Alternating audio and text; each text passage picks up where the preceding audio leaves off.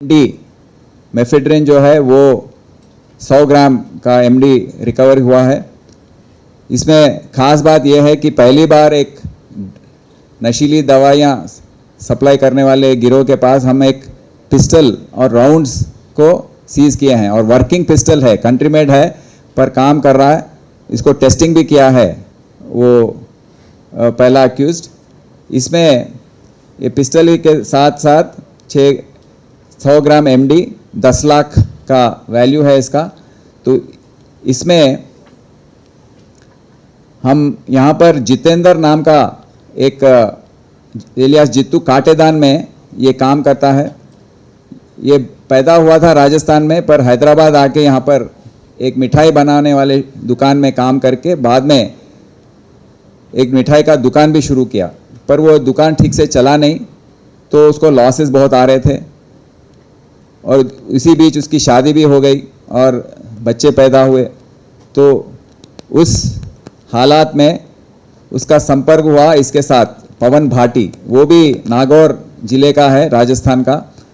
वो भी काटेदान में स्वीट शॉप चलाता है। दोनों ने बैठ के बात किया कि कैसे हम इससे बाहर आएँ, ये जो दिक्कत उनको हो रही थी फाइनेंशियली। तो पवन भाटी ने बताया कि उसको 2 लोग मालूम है जिनका नाम है सुरेंद्र और हनुमान। ये भी राजस्थान के नागौर जिले के रहने वाले हैं। उनको थोड़े सप्लायर्स के साथ कांटेक्ट है और वो सप्लायर्स के पास से वो ये एमडी को निकालते हैं और पवन भाटी उनके पास लेके हेम सिंह के साथ, वो भी एक ट्रांसपोर्टर है, दोनों मिलके ये जितेंद्र को सप्लाई करना शुरू किया। जितेंद्र के पास वो लोकल एरिया में नामपल्ली, शाहपुर एरिया में हमारे पास 8 नाम हैं कंज्यूमर्स के और ये काफ़ी दूसरे कंज्यूमर्स भी हैं। तो इनके पास इनको सप्लाई करके उसके ज़रिए पैसा कमा रहे थे। उसको लगा, ये जितेंद्र को लगा कि ये बिज़नेस ज़रा डेंजरस लग रहा है, इसमें दिक्कत हो सकती है, पुलिस वालों से दिक्कत हो सकती है। तो अपने सिक्योरिटी के लिए 70,000 रुपये खर्च करके एक पिस्टल वहाँ पर नागौर डिस्ट्रिक्ट से ही खरीदा है। उसके साथ 7 राउंड भी खरीदा और एक राउंड टेस्ट फायरिंग भी करके ये पिस्टल काम कर रहा है, ये उसने डिसाइड कंफर्म कर लिया। उसके बाद उसके घर पर हमको ये रिकवरी हुई है और आगे चल के बड़े ऑपरेशंस भी करने पड़ेंगे तो उस समय ये काम आएगा, ये सोच उसका था। तो हम आजकल क्या कर रहे हैं, ये कंज्यूमर्स जो हैं, जो हमारा एनडीपीएस एक्ट है सेक्शन 27, उसके तहत 1 साल का पनिशमेंट ही होता है और जो 7 साल के पनिशमेंट से कम होते हैं वो क्राइम्स में हम उनको ओनली 41A नोटिस दे सकते हैं। तो इसके तहत हम क्या कर रहे हैं, आजकल इनके कंज्यूमर्स के बुज़ुर्ग जो हैं, उनके फैमिली मेम्बर्स, रिश्तेदार, सबको बुला के उनको बता रहे हैं कि आपके ये बच्चे क्या कर रहे हैं, इनको ज़रा संभालिए। और अगर हमसे रिक्वेस्ट करते हैं तो उनको रिहैबिलिटेशन के लिए भी हम NGOs को बात करके उनको भेज रहे हैं। तो ये कोशिश जारी है और ये MD जो है उसको म्याओ म्याओ के नाम से बोलते हैं। इसका उसके दूसरे नाम भी हैं, जैसे white magic, M cat, smack, bubbles, drone, ऐसे हर एरिया में, हर देश में अलग अलग नाम से इसको बुलाया जाता है। सो तीसरा, हैदराबाद सिटी पुलिस के HNU wing, Hyderabad narcotics enforcement के ज़रिए 3 बड़े गिरोह को पकड़ा गया है। ये 3 गिरोह में 9 अक्यूज्ड को गिरफ्तार किया गया।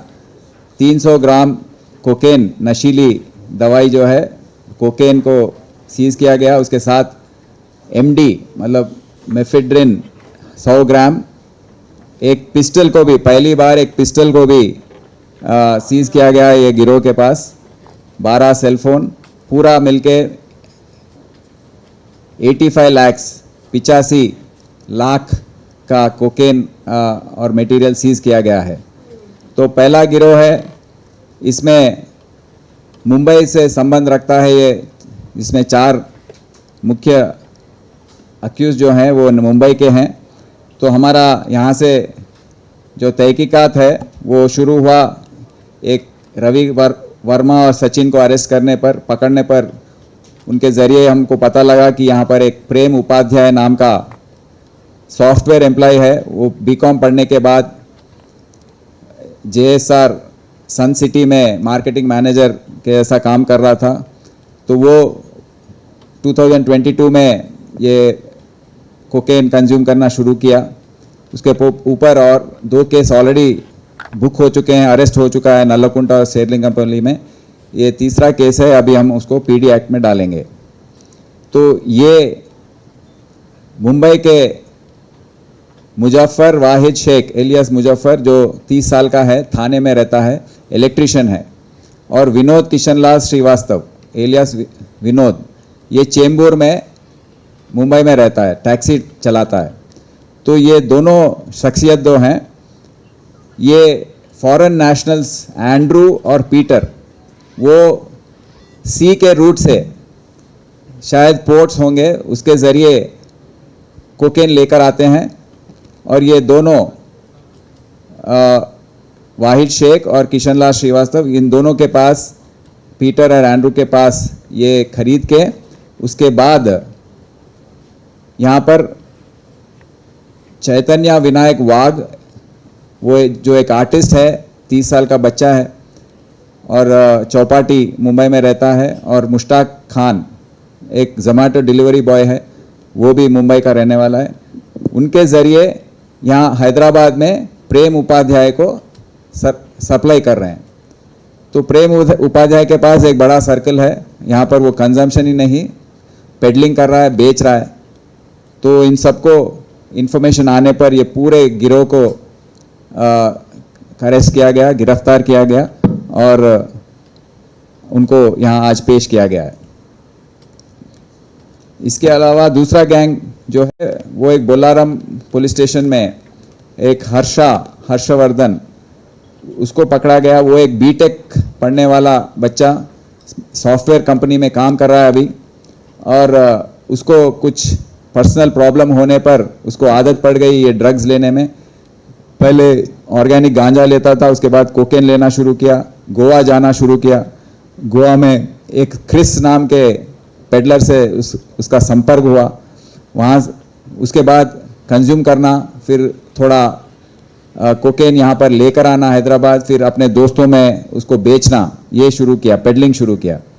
तो ये इन्फॉर्मेशन आने पर हम उसको अरेस्ट किए। 10 ग्राम कोकेन उसके पास रिकवरी हुई, एक्सटेसी पिल्स 11 और मोबाइल फ़ोन पूरा 3.5 लाख का ये रिकवरी हुआ है। पर उसके डिटेल्स जब हम देख रहे थे तो 2 नाइजीरियंस के डिटेल्स भी आए हैं बाहर। उनका नाम अफुल क्लेवेंट एंड एक लाजरस फेवर, ये दोनों नाइजीरिया के शख्सियत हैं, यहाँ पर दूसरे काम पर आए हैं। उनका आज के डेट पर वीज़ा एक्सपायर हो गया है, पासपोर्ट भी आउटडेटेड है और इलीगल सिटीजन्स के नाम पे यहाँ पर रह रहे हैं और उनको कोई दूसरा काम नहीं है, दूसरा कोई भी पैसा कमाने का कोई रास्ता ही नहीं है। तो ये ड्रग पेडलिंग शुरू किए हैं। तो इनको भी हम पकड़े हैं। पर आजकल हमको एक परेशानी है, इनको अरेस्ट करके हम जब जेल भेज रहे हैं, 1-2 महीने के बाद या बाहर आने के बाद ये बड़े मुल्क में ये कहाँ गायब हो रहे हैं किसी को मालूम नहीं हो रहा। फिर जब केस ट्रायल को आ रहा है तो ये कहाँ पर हैं, कैसे इनको ट्रेस करना, इनका आइडेंटिटी क्या है, अब कौन से आइडेंटिटी पे रह रहे हैं ये लोग, कौन से मुल्क कौन से राष्ट्र में रह रहे हैं, कौन से रियासत में रह रहे हैं, ये सब कुछ भी हमको पता नहीं लग रहा है। तो हमने थोड़े दिन पहले 4 नाइजीरियंस को, अफ्रीकन्स को डिपोर्ट किया था।